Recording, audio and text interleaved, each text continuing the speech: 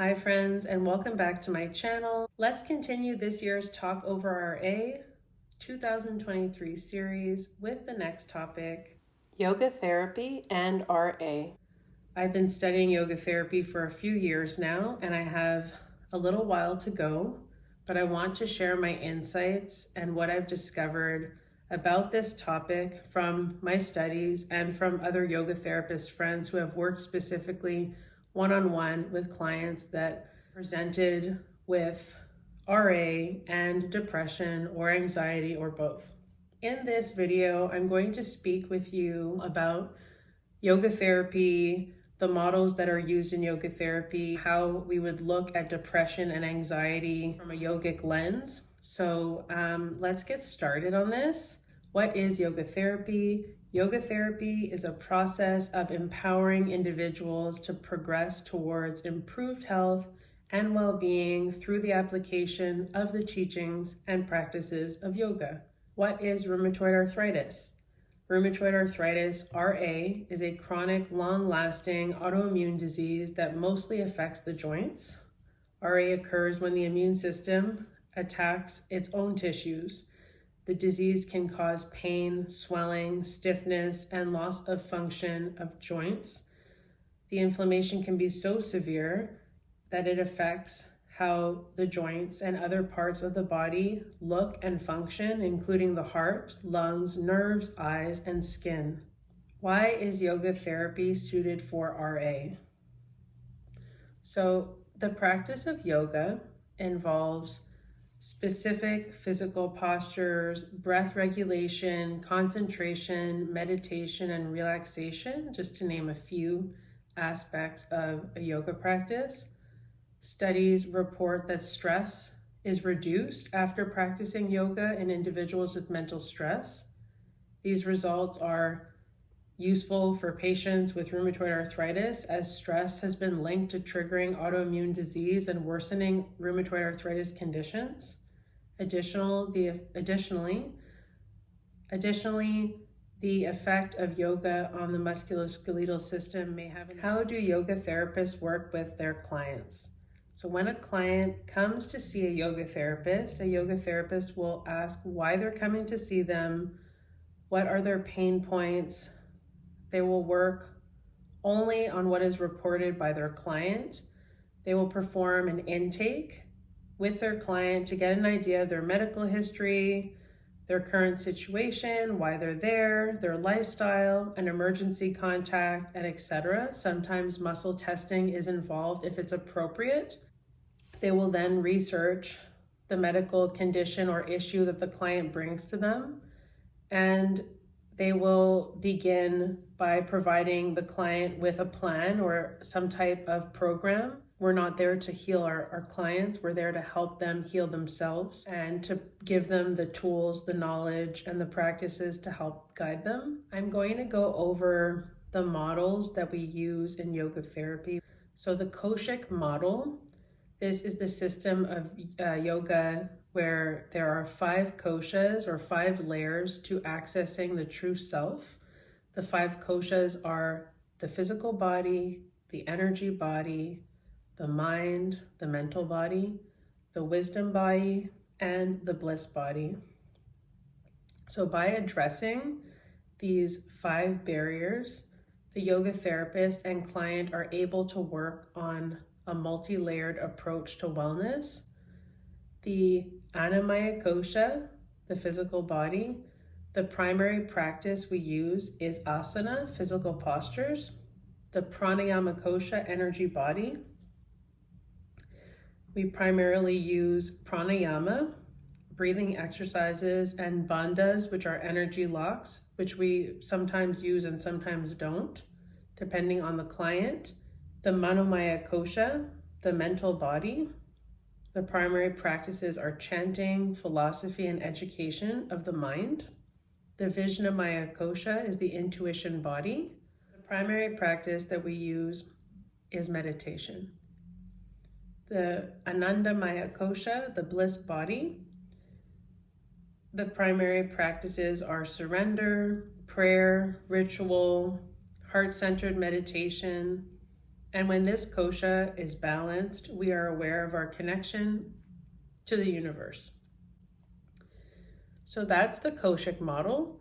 We also use the doshic model. In Ayurveda, the traditional medical system in India, there are 3 categories for regulatory practices of the mind, body, and behavior. These 3 categories are called doshas: vata, pitta, and kapha. Everyone has a combination of each dosha. People tend to have an abundance of 1 or 2 of these doshas. This unique combination is determined at the moment of conception. It is your personal birthprint. It is your prakriti, your nature.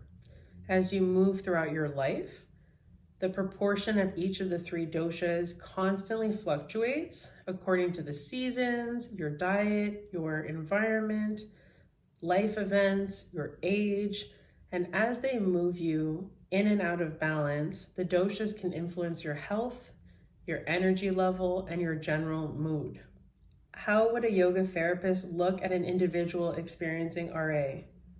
So every single client is different. And again, a yoga therapist will only work on what a client brings to them. But if a client says that they're suffering with rheumatoid arthritis, that they have a lot of inflammation, their inflammatory markers are high, from my studies and from a discussion board with my fellow yoga therapists in training and teachers, rheumatoid arthritis is a pitta imbalance, and work with the client on balancing their pitta through movement, if applicable, breathing techniques, and sensitizing pitta. Yoga nidra practices to calm and relax, and calm the heat and to calm the nervous system or balance the nervous system. Some practices that connect to the spiritual heart, such as chanting, loving kindness meditation, prayer if that's applicable, watching nature or spending time in nature, looking at a photo of nature or a spiritual being that the client connects to. So these are just examples of how we would work with someone specifically that has RA. If you want to work one-on-one with a yoga therapist, I will link the International Yoga Therapist Association below so you can work with a certified yoga therapist if you're interested in learning more. So now that we've gone through the models, if we're looking at a client who is depressed, we will see symptoms of lower energy, a negative biased point of view, inability for energy to shift naturally, like stuck energy. We will always encourage our clients to seek psychologists because we're not a replacement for a psychologist or psychiatrist. If we're looking at depression through the koshic lens, we look at the physical body first. So we look to see, is the body restricted in any way or unable to hold energy, prana? Is there low range of motion, dietary issues, often coming from eating a lot of sugar and flours? We look at the pranic body, the energy body. Is there low stamina, low energy, inability to move forward? We look at the mind, the manomaya kosha. Is the mind confused? Is there a lack of steadiness? And is there any energy to get things done? We look at the wisdom body, the vijnanamaya kosha. Often the thought pattern in people who are depressed is, I can't do this. So we want to notice what our clients are telling us. And then we look at the bliss body, the anandamaya kosha. There is this lack of feeling connected to others that we see again and again in people that are dealing with depression. But we'll move into talking about anxiety for a moment, and then we'll go into the practices specifically for depression and anxiety. All right. So looking at the possible causes of anxiety through the koshic lens, once again, we're looking at the physical body. Do we see physical tension, chronic pain, diet issues, pranayama, pranic body? Do we notice reverse breathing in this client? Is there irregular pranic flow? Are there intense emotions that don't move through the body properly? For the Manomaya kosha, the mental body, is anxiety due to a point of view or perspective? Is it related to control issues? Are there delusional thoughts, which just means untrue? Like if our client is saying to themselves, like, I feel like I think this is going to happen and, nothing has happened yet, and just like worry, constant worry, and thinking that things will turn out a certain way when it hasn't happened yet, for example, is delusional thoughts.